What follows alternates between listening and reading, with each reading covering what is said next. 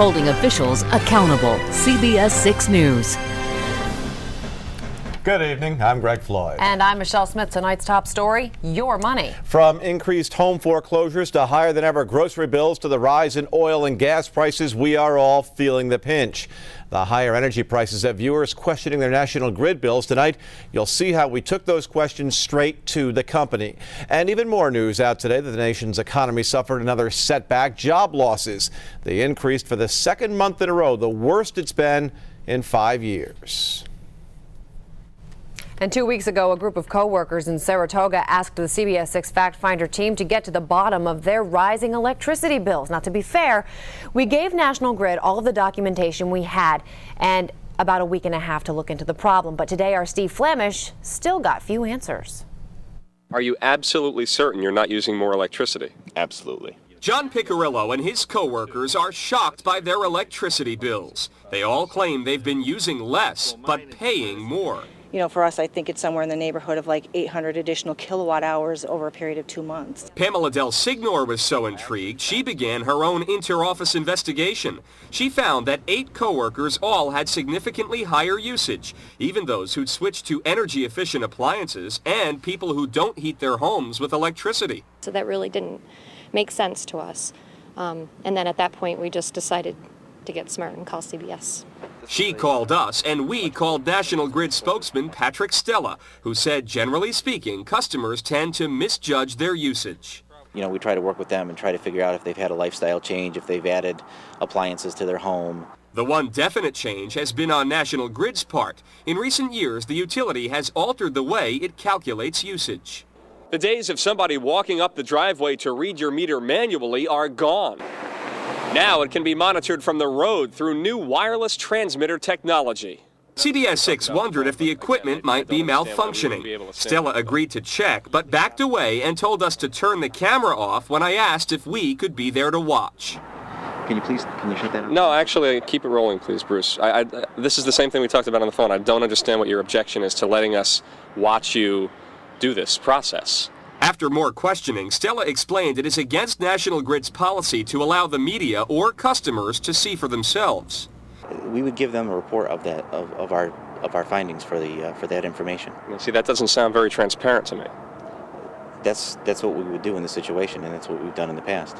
In the end, Stella promised to ask his bosses what could be done to show us that the equipment is not malfunctioning. We will follow up first thing Monday morning. Steve Flemish, CBS 6 News, Albany. Well, for more than 2 years now, CBS 6 has been tracking the cost of certain grocery items in the capital region. Each month, we've been sending our fact finders to the grocery stores to compare prices on some of the staples. By now, it's no surprise that prices have been going up. But do you know how much locally? Well, take a look at the CBS 6 Consumer Index.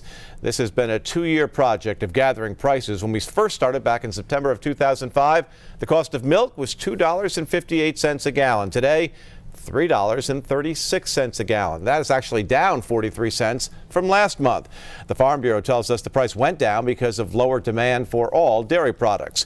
Coffee in 05, $2.21. Now, $2.74. Butter in 05, $2.84. It's actually gone up and down over the years and now stands at $2.39. When it comes to eggs, our index shows they started at $1.14 in 2005. They're now up to $2. Apples, 88 cents 2 years ago, now $1.69. And finally, bread started out at $1.22. It now stands at $1.27, but it is expected to go up even higher because of the recent rise in wheat prices. We should also point out, obviously, that the 2008 numbers only reflect the first 2 months of the year. So how can you find cheaper food prices? While it's not for everyone, discount food stores have seen a rise in their business as shoppers look to cut their costs as much as possible. Mary Beth Wenger checked out one such store in Pownell, Vermont, a spot you might pass by when you're heading to a ski area or you're out antiquing or visiting family. Well, we never know what we get, so it's almost like Christmas. Every bag you open up is something different. There's definitely something different about the Discount Food and More store in Pownell, Vermont. Some call them scratch and dent stores or banana box stores because their items come in tractor trailer loads of banana boxes. Inside there's a mix of goods, even toiletries, and only a few items of each kind, all non-perishable, no dairy or meat.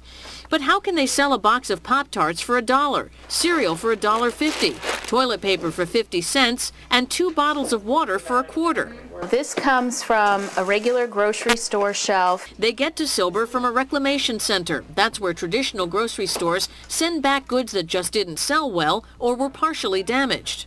If a box got dropped or a case of ketchup, one of the bottles broke and it messed up the entire case, they'll ship it off to the reclamation center rather than having to put staff in to clean all of the bottles. The damaged goods are discarded, but the intact goods go to stores like Discount Food. Some, but certainly not all products, are near or slightly beyond the sell-by date or have dents. But Discount Food and More carefully checks all of them to ensure they're safe.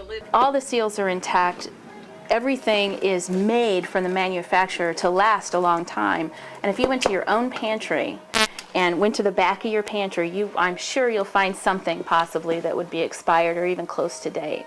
I'm sure you get a lot of questions from people. If they see a dent, they may say, oh, is this really safe for me to eat? We do, and we did do a lot of research and a lot of studying on how to tell a good dent from a bad dent. We asked them to show us what they discard, a can whose opener tab is lifted, and a can of tuna that did not feel solid on top. Pops off, hear it popping.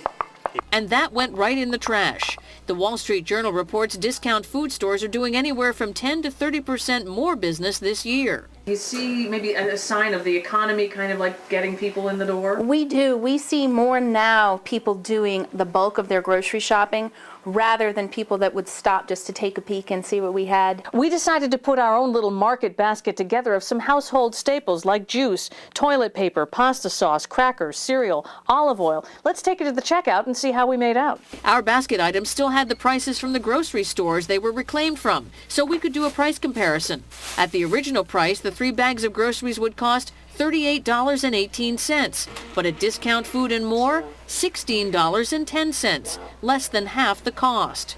It may not be for everyone, but for an increasing segment of society, with food costs soaring, discount stores are a way to stretch that food dollar while you're spending more for other items like milk, eggs, bread, and meat.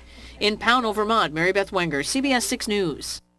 Now, we know you're obviously worried about food safety, so we checked in with New York State Agriculture and Markets, which regulates grocery stores. They say there's no rule on the books about sell-by days for non-perishable products. They say it's largely a manufacturer's tool to keep the inventory moving.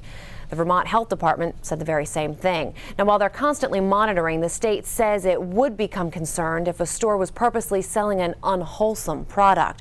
Still, they caution, and this is very important, you should not buy a can that is very badly dented, has a dent on the can seam, or if there's a broken seal, if it's leaking, or if the package is open in any way. As always, as a consumer, if you're worried about the product's packaging, just don't buy it.